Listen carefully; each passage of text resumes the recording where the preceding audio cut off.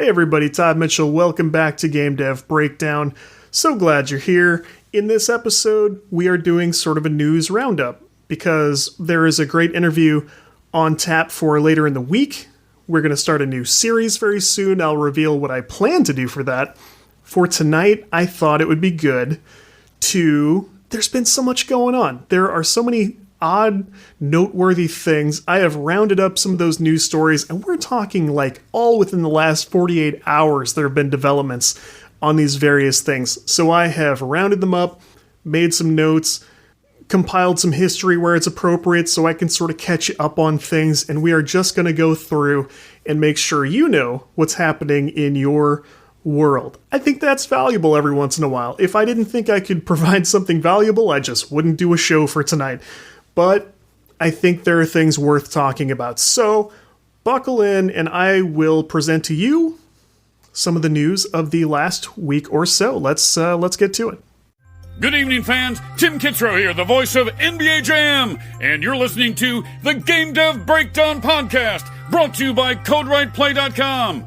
Whoa, boom shakalaka! My mom gave birth in 1985. I was bluer than a Pac-Man ghost, barely alive.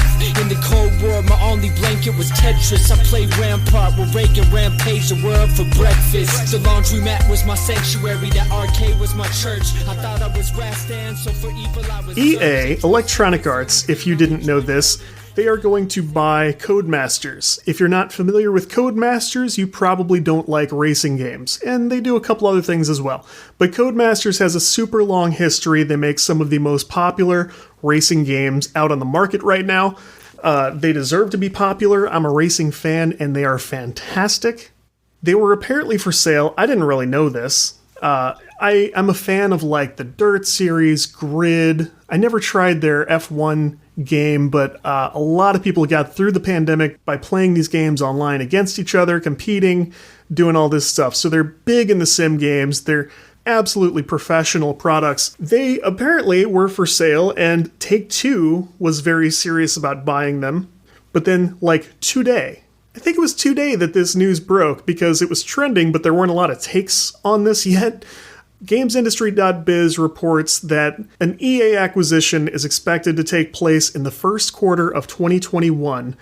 They will pay $7.98 per share to the publisher for a total of $1.2 billion, B as in boy, $1.2 billion to acquire Codemasters. Holy cow.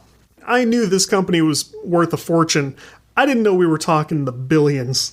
The Codemasters chairman said that both companies, quote, have a shared ambition to lead the video game racing category. If you think about that, Codemasters has what? F1, they have Dirt, they have Grid. EA has Need for Speed. What else do they have? They don't do Burnout. I think they just mostly have Need for Speed. And so they feel that an EA plus Codemasters category dominates the racing realm. I'm not sure that's true. PlayStation has very popular racing games. Microsoft has Turn 10, which does Forza, both Motorsport and the Horizon series. I'm not sure that the racing category is dominated by an EA Codemasters union. Somebody will have to tell me, because I didn't even think those were the most popular in the racing category, but maybe they are. I know F1's crazy popular. But $1.2 billion on on a claim I'm not even totally sure is going to wind up being true. It's going to be interesting. As I said on Twitter, the real winners here are the stakeholders and basically no one else. I don't think the player benefits from this. If you're tempted to go, hey, if you're on the Xbox, Codemasters games will come to Game Pass because EA games go to Game Pass now. Well, you may know that Codemasters games were already going to Game Pass. I kind of have to wonder if they didn't consider a Microsoft purchase. I could see Microsoft not wanting to get into the billions to acquire Codemasters, but that would have been better than this because I don't know what EA intends. They act like they're just going to let Codemasters keep doing their thing, but that's hard to imagine. I hope Codemasters doesn't have to jump over and work on Need for Speed, or, some other studios start influencing like Dirt and Grid and stuff that we already like. it seems to me like only bad things can happen. I mean, we're of course going to start seeing microtransactions pop up in these games. I can't imagine that not happening. This is kind of worrying me here at the moment. I'm not sure this is going to be the best thing. I'd love to see just nothing happen, but then I don't think EA is going to get their money's worth if that's the case. I don't think they bought this company just to sit around and not screw it up. So, this is tough. I've met people at EA, and, they seem nice enough, and it's a good place to work in terms of a game development career. Those people are going to work their entire careers and retire, and they'll be taken care of very well. I don't know how well studios under them do. So I like Codemasters. I don't want to see them messed with. There are a couple of GamesIndustry.biz articles explaining this whole thing. They talk about the history when everyone expected Take-Two to purchase them, and now suddenly EA swoops in and goes, nope, here's an extra how many $1 million to push you over into a $1.2 billion acquisition. Will this change the racing category? Will they now dominate this? I don't think so. Let's move on. Okay, see, I was about to cut that segment off.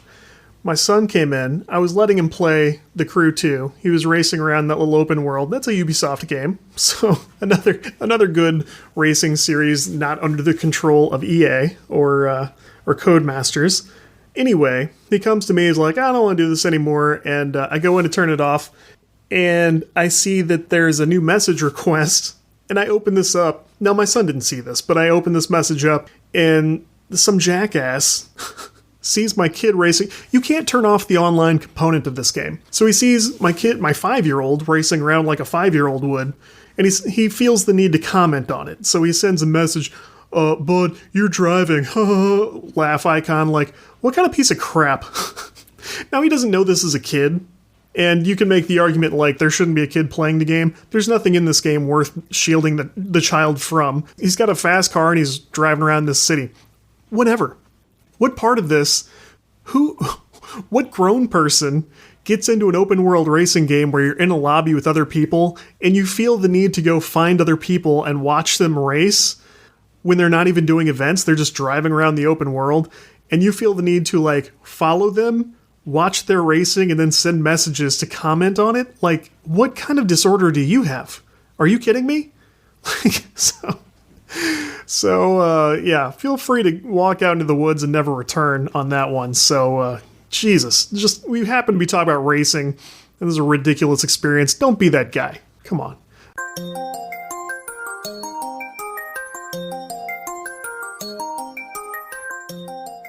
Here's one for you. I don't think we've talked about this yet, and I'm going to do it now because it's going to come up later in the week, I think. Oculus has been under the Facebook umbrella for some time now. They recently released the Quest 2. I guess the Quest 2 is just like fully out in the wild now. I don't think it's an early rollout. I think it's just out for sale now. I don't have one. That's not for any particular reason. I have a Quest 1 and I'm not developing anything for it at the moment. So there's no reason that I, have gone out to buy a new Quest 2 because I only got my Quest 1 within the last 2 years. I'm good for right now. But the Quest 2 is out, and Facebook announced, this part is not news, they announced months ago, if you buy the Quest 2, you will have to link your Facebook account to use this thing. So your Oculus account is going to turn into really a Facebook account, and you'll use your Facebook account to do everything. Everybody freaked out when this came out, and my thought was, what did you think was going to happen? You'll have to tell me if you thought this was not coming down the road. I don't think it's great, but I personally don't care about this that much. I feel like I may be the only one. There are a few people who... Everybody falls into kind of two camps. There are people who are making money off of the Quest, and they will deal with it because this is business like usual. And then there are people who would... I feel like this is true, that they would like to be making money on the Quest, they're not yet, and they think this is an outrage. Okay. Some people have gone as far as to put their Quest up for sale. I don't think I've seen anyone just straight up trash it yet. I have definitely seen a few people who go, I'm going to get rid of my Quest. If you want to buy it, you can have it for dirt cheap prices. I'm not going to support this. I've seen a lot of people say they're trading one headset in for like the Valve one or an HTC piece of hardware, you know, all these various competitors, everybody goes, I'm getting out of the game. Okay, fine. Again, I don't really feel that way. I feel like the Quest was always going to be the one that breached the mainstream. It's a nice wireless headset. It's very simple. It's not as powerful, but it's got mass appeal, right? So many people, this was their first foray into virtual space. More grandmas have seen the Quest than anything else combined. The hysteria did gradually die down over that, except for, you may remember that Germany briefly stopped selling the Quest over antitrust concerns about Facebook and Oculus. I don't recall exactly how they worked this out, but they overcame this and then it was being sold again in Germany. Well, now Germany is investigating Facebook over this. This you can read about this at vrfocus.com. Peter Graham reporting. I will link to that in the show notes. Facebook announced over the summer that you would have to use your Facebook account. This apparently for Germany, the Germany Federal Cartel Office, FCO, or there's a German word for it I'm not even going to try to pronounce, they announced a few days ago that abuse proceedings had begun against Facebook on the grounds of antitrust concerns and market dominance. I don't know a lot about German law, but if you took my advice and checked out Sid Meier's autobiography recently, he talks a lot about issues he had selling games in Germany. Because he did warplane games at one time. Germany has some very specific laws about military stuff. And they have a lot of just general censorship that they do, which I was surprised to learn as a younger person, but now it's something I know very well. Anytime I hear about Germany and video games, I sort of think of trouble, because I think they have more of a white list than a black list. They have certain things that are allowed and nothing else is. Basically, Germany is now concerned that Facebook is trying to dominate this market, and I don't know how big they consider this market, whether just VR or gaming of a certain category or what. They are looking into it, and I don't really know what the potential ramifications are going to be, whether they might force Facebook to stop selling it, or whether they might try to fine Facebook. I don't know how it works. I don't know what happens now, but they've already made them stop selling this thing once. I'm interested to hear if something new happened that they're concerned about, or if they just took this long to investigate it but let it sell for all this time. Apparently, Germany and Facebook have not gotten along for a very long time. Before any of this started, Germany was all over Facebook because of the way it processed user data. They say this was because the social media giant was extensively collecting and merging user data from different sources. I don't think anyone debates that. Proceedings for that case are still pending and will be picked up again in March of 2021. So Germany is all over Facebook.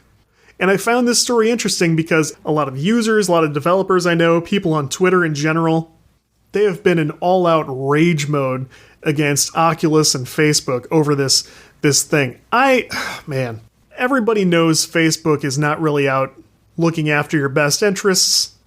Everyone knows to look at it like a big giant corporation who will do anything they want and anything you will let them do. I'm not surprised there is a big part of the market that's moving on to sites like Parler, even though Parler is sketchy AF. I'm not surprised that people are sort of starting to migrate away to other social sites like Twitter, and they'll give up the closeness element of it, and they'll give up the sort of closed, walled-off garden that you get to be in on Facebook just because they don't trust Facebook. I'm not surprised by any of that. I am surprised this one thing, like you've got to use a Facebook account. I use my Facebook account to log into a million things. I don't really care what data that sends anywhere. I don't really care what they do with it. This is the internet age. You can be tracked in a billion ways. I feel like a lot of this is based on an illusion of security and an illusion of privacy. You don't have either of those things on the internet. You really don't. Think about this. I mean, anytime hackers target a specific person, that specific person is screwed 100% of the time. Think about the guy who runs LifeLock, who had his crap stolen almost immediately after founding a company that boasted and existed on the premise that we are security experts, we will protect your private information, I dare anyone to prove me wrong, they immediately proved him wrong. When someone gets targeted online, there is no stopping anything. I've said many times, I think there will be a great breach of things like iCloud. I think one day everybody's texts will be released. I think that'll be catastrophic because you know what people are like behind closed doors when they have that illusion of privacy. But I think it's only a matter of time before everyone's everything gets fully released and just fully spilled out in the light of day. We're not talking dark web. There'll probably eventually be a search engine where you can put in someone's name and whatever else you want to find out, and it will come up immediately. And we will have to learn as a society how to move past that together. Whether that means we all just basically decide we're not going to look at this because it's not the right thing to do. You know, we could opt to respect each other's privacy. But before we get to something like that, before we reach that kind of human enlightenment, I know I'm going on a bit of a Joe Rogan rant here, but indulge me just for a moment. Until we get to that point, it's going to be a disaster. And unless we start sort of conditioning ourselves to deal with that thing, it's just going to destroy everything and everyone. You know, nobody would want their private anything put out there, and yet we conduct ourselves in such a way that we act like we believe we have that. We don't have that protection already. So in a way, the people who go, I'm not letting Facebook do this to me, they are right. They do have the right idea. However, the part where they think, this is the only thing that would be this intrusive in my life, wrong. Wrong. Completely incorrect. I enjoy the convenience of the Facebook login for all kinds of stuff. I use it to log into many things. I have it locked down pretty good, but I don't believe anything's locked down so well that no one could get to it. There's really nothing I fear in terms of things being leaked. I went through the spam thing where somebody emailed a couple of my passwords to me and went, haha, I got your passwords, so if you don't pay me off, I'm going to release the following. Do it, motherfucker, I don't care. What am I scared of? You don't have anything interesting of mine. There is nothing interesting of mine. I don't have weird pictures. I'm not saying anything racist in my texts. I have very little of interest. I got stuff about different projects I wouldn't really want coming out before I was like ready to announce them, just because it would be embarrassing if those projects didn't get finished. I'm pretty leak proof, and a lot of my stuff is leaked, and it doesn't really matter to me at all. I would encourage you live in such a way that leaks are not detrimental to you. Because I think there's probably a time coming. There's no encryption technology or security that I put that much faith in that I would conduct myself poorly in such a way that I never thought it was going to be an issue. I think it's much better to live your life in such a way that it doesn't matter if all your stuff is transparent tomorrow.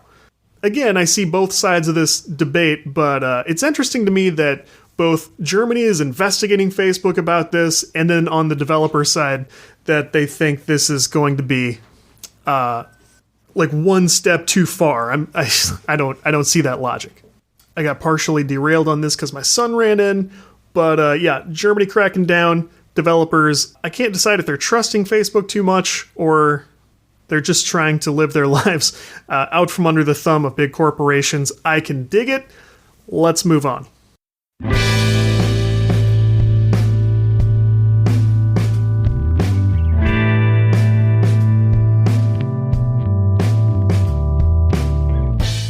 Let's take a moment here to talk about our sponsor, AppFigures. AppFigures is all about giving game makers the tools they need to get more downloads and revenue. You may know them for analytics and app store optimization. Now, AppFigures can help you track competitors from downloads and dollar amounts to audience demographics and even which SDKs they use. Their competitor intelligence gives great context. If a competitor adds a new feature or gets mentioned in the news, AppFigures can tell you if that brought in more downloads. If you have an idea for a new app or game, AppFigures can tell you how big that market is and how much money it could make for you. And that is just scratching the surface. Whether you're growing your app or building a new one, AppFigures has the tools you need to reduce risk and get more downloads. You don't need a huge budget or a data science degree. AppFigures has made it affordable and simple, and they provide the tools that can guide you step by step through gaining more visibility with ASO and increasing your revenue by learning from competitors. Head to appfigures.com/on/GameDevBreakdown to try AppFigures for free, and if you like it, use our special code GDB3030 to get 30% off for the next 3 months.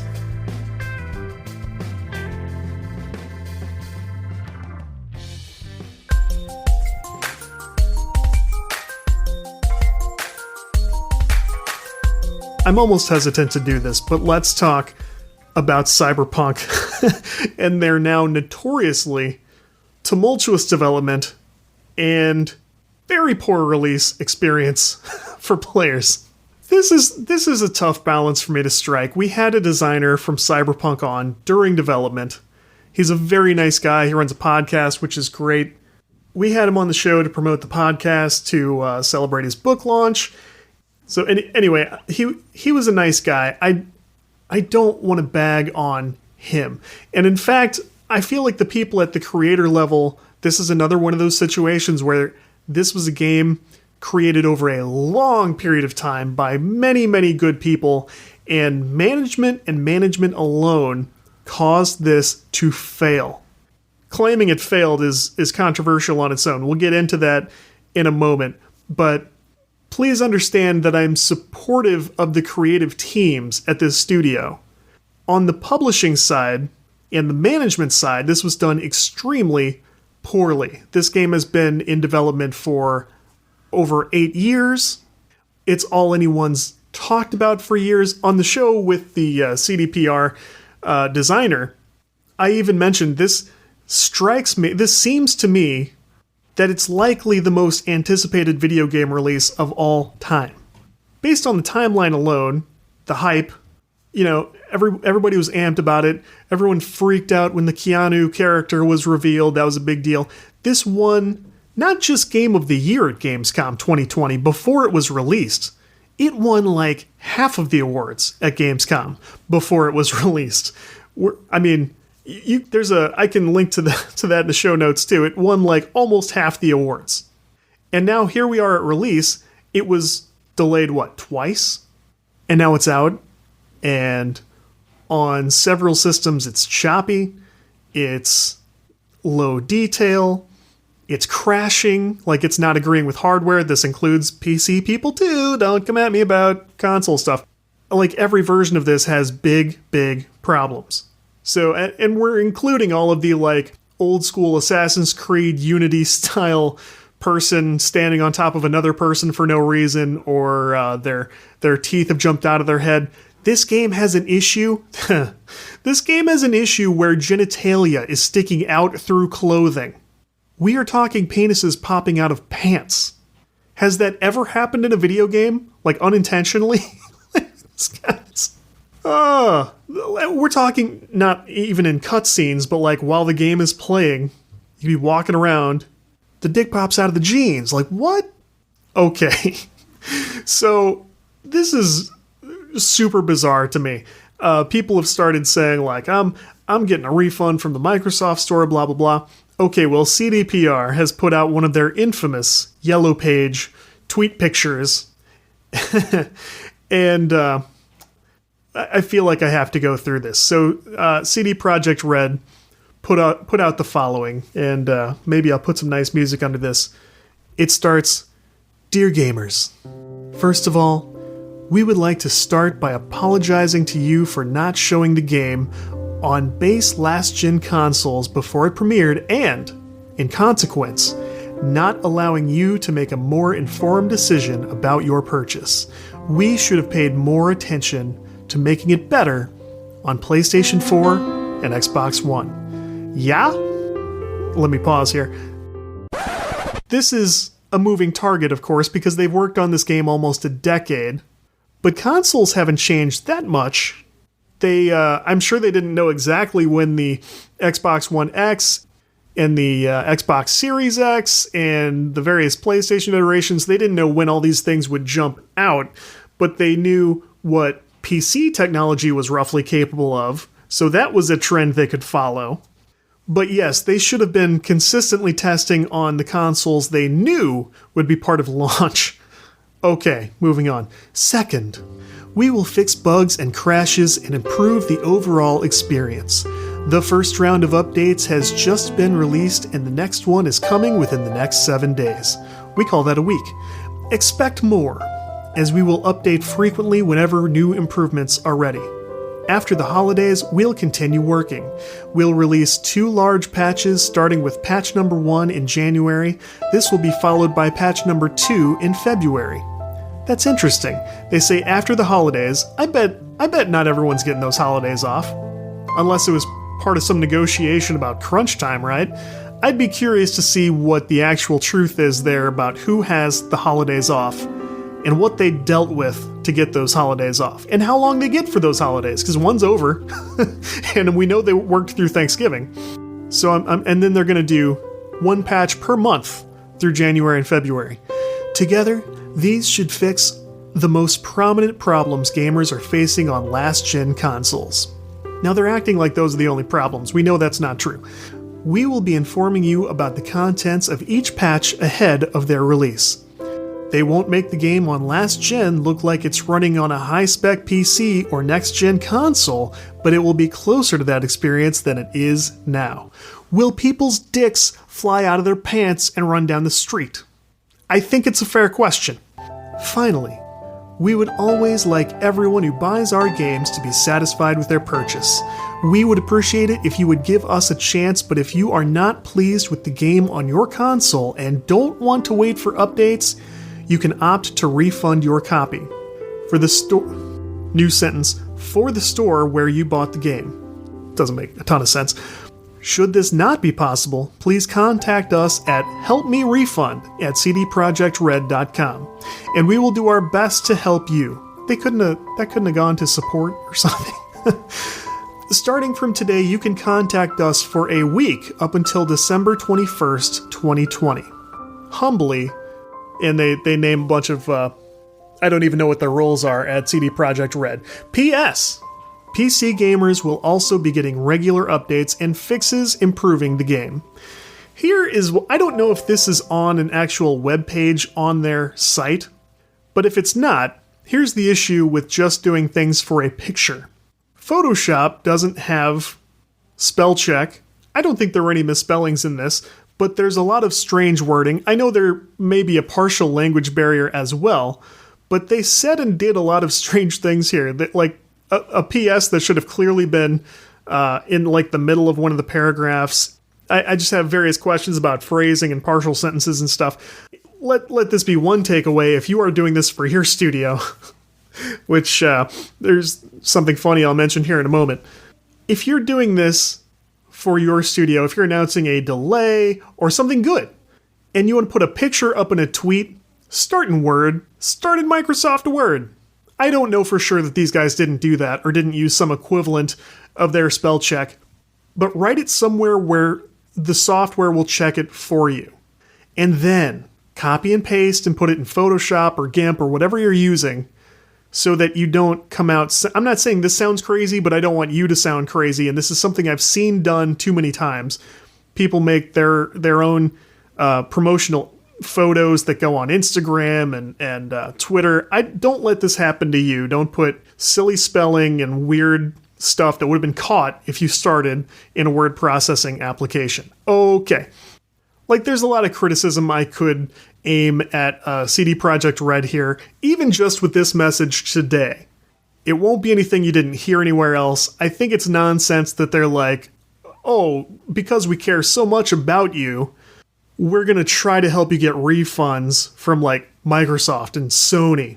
First of all, Microsoft and Sony are clearly giving refunds already without their help. So that's Microsoft being good. Those companies will probably put a little pressure on CD Projekt Red about this. I've gotten a refund. I've only done this once, but one time, I think it was Rock Band, 5, that just was the last one to come out. It didn't use, like, less than half of the controllers that they'd put out over the years. And this wasn't like a rage quit thing. I needed them to refund my digital copy so I could go to GameStop or Walmart or Amazon and buy a copy that had a controller of theirs that I could use, because I was expecting their old hardware to work on Rock Band 5. Turned out no. A lot of it does not. So I needed them to and I even told the guy that way. I said, I'm not trying to game this or anything. I understand there's a difference between buying it from Microsoft and buying it from someone else. But my problem is I bought it digitally and I can't play it because I can't buy their new controllers just standalone yet. They don't offer them. And this guy asked me a bunch of really condescending questions. Did you research this before you bought it? Did you read the packaging before? Which didn't apply anyway, it was digital. And I said, look, listen, they did not put this information out when I bought this. I just need to buy it in a different package so I can actually play it. And they really gave me quite a bit of runaround. It was probably a good 20-minute discussion over the phone. I had to do this over the phone. No, that's not true. It was a chat. It was a one-on-one chat with someone who was a complete smartass, but they did give me the money back. And I think traditionally they've limited this to like a customer can do this with like one store game per year or something like that. And that may have changed because this was already years ago. But if you're an honest person and you're not just trying to play something during a 3-day weekend and get a refund for it, you can reach out and go, hey, there's something wrong here. This software is messy. It's tough with a AAA game like this. But once Microsoft figured out, oh, this does have bad problems, they started giving refunds. So for me, that makes the CDPR message from today feel a little bit insincere. It seemed very gently argumentative. It won't make the game look like new gen on previous gen. Hey, that's not even really the biggest issue with this game. It's crashing for people. You've got wieners and boobies popping out of clothing. Remember the hot coffee thing in Grand Theft Auto? This isn't that different from that, and it's without any hacking, without any modding. This is just walking around Night City and whoop, look what popped out. Like, what is... I'm sorry. This is a new precedent for weird stuff in games, if you ask me. Why did these characters need to be anatomically correct? Who are you helping? It's so funny to me. I don't play a lot of AAA games anymore. I know this is the direction everything's going. Like, no one's happy with any RPG experience unless you can have sex with the other players, the other characters, tables and chairs. This is what you get now. Now you've got characters who literally can't keep it in their pants. Are you happy now? Is everyone pleased? Okay. So, short story is, you can get a refund if you are completely disgusted by Cyberpunk. A lot of people are having fun with it. Some people are managing to play it and have a good experience with it. So if that's you, that's fine. I support the people who are at CD Projekt Red because God knows they want no part of this, what's going on right now. They didn't ask for crunch. They didn't ask for an early release date. If you look at it this way, there's one patch going out in January, one going out in February. It sounds to me like they probably had this plan in place already. And that tells me that maybe this was the timeline that they knew it was going to require. They probably considered delaying this until March and then went, let's do an early rollout. It works for a lot of people. We can make it work for most people in the following months. Unfortunately, that's where we're at. You guys all know that's where AAA games are at right now. This is why I think AAA games are kind of in trouble. I don't know how much longer people are going to put up with this. AAA games are cool, and it's fantastic what we can achieve with technology when it's done correctly, but the business model is sort of strangling it out. It's almost not viable in a profitable way. But the issue is, CD Projekt Red isn't really losing out because they already made all their money back for this decade-long development process before the game was released. So along with their half dozen awards they cleaned up, they also made all their money back through digital pre-orders alone. This is on all of us. We have to stop doing this. We have to stop giving our money. I understand CDPR had a fantastic reputation. I don't dispute that. But there is a good reason not to fork over your money before you see a product. It's also a good reason not to reward it or award it before you've seen what really the end result is going to be. I'm not angry about this. I'm just very confused. I'm confused why we keep doing this. If I got to that point, if I had a hotly anticipated product, I still would not accept money before this thing was done. I just wouldn't do it. It's bad business. It's dishonest.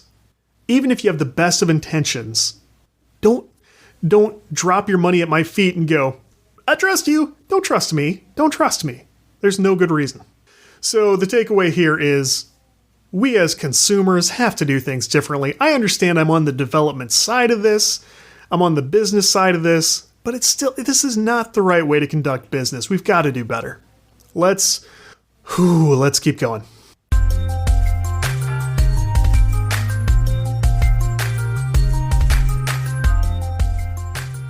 I had several more stories lined up. I'm looking at two that I'm not going to put in the episode because it's me. I got a little bit ranty. I'm in kind of a mood today.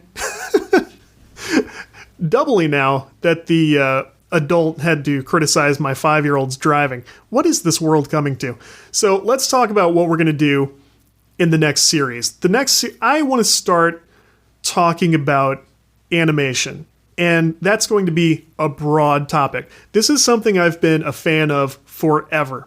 I did my first animation in Flash in probably 2003 or maybe 2004, but the idea of making my own little cartoons or videos or just moving things so I could make stupid humor and stupid jokes for people to laugh at, I was hooked on that ever since.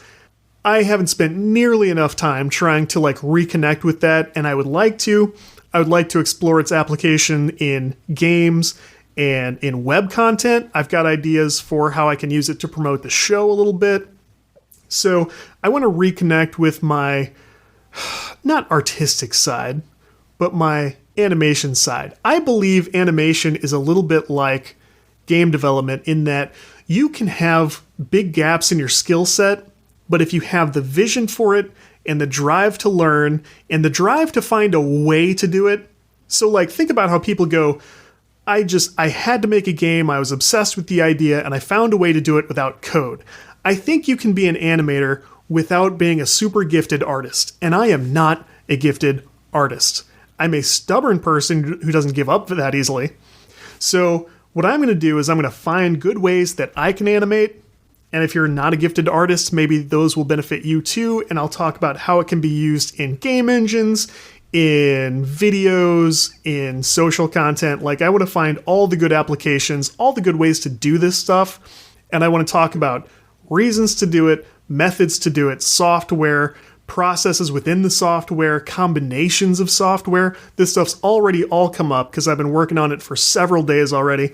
And why not? I want to start presenting more ways that indies can branch out into more mediums. That was going to be connected to another news story, but I can skip to that good part. The good part is I feel like there's uncharted territory where indies can branch out into other mediums and be taken very seriously right now, because the big existing giants in those mediums are dying. Traditional cable is dying.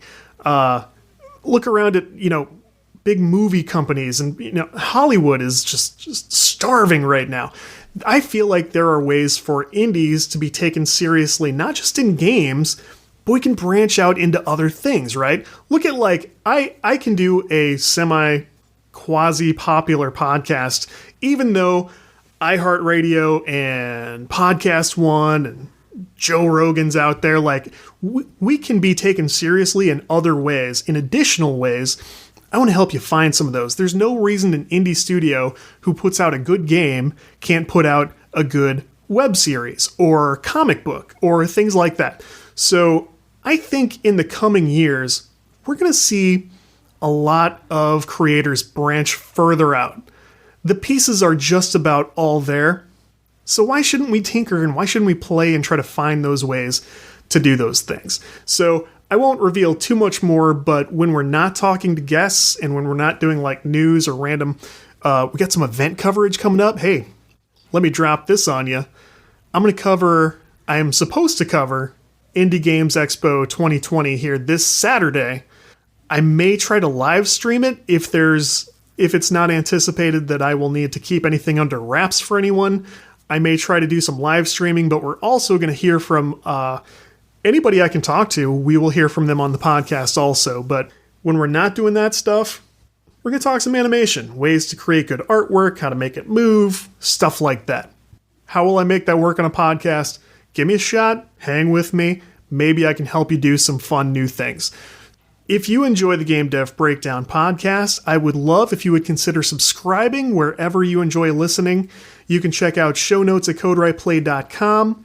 We have a Discord server you can search for. We are all over social media, especially Twitter, where we are at GameDevPod, at CodeWritePlay, and I, Todd Mitchell, am at MechaToddzilla with 1D and 2 L's.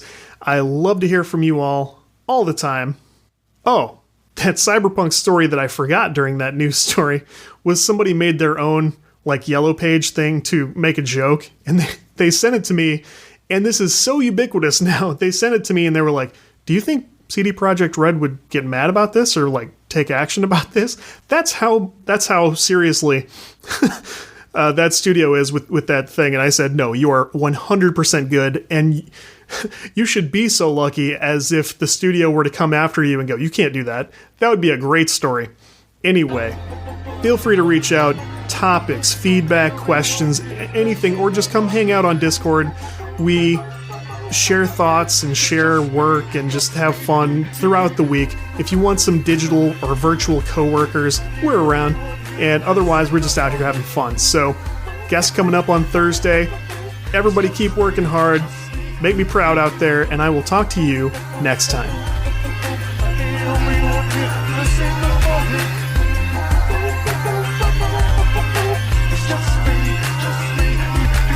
Mario and Ken were throwing the sign peace. America was playing real like Zaxxon in the Middle East. But no matter how much my neighbor said the world we're in, I was determined to play Missile Command till the end.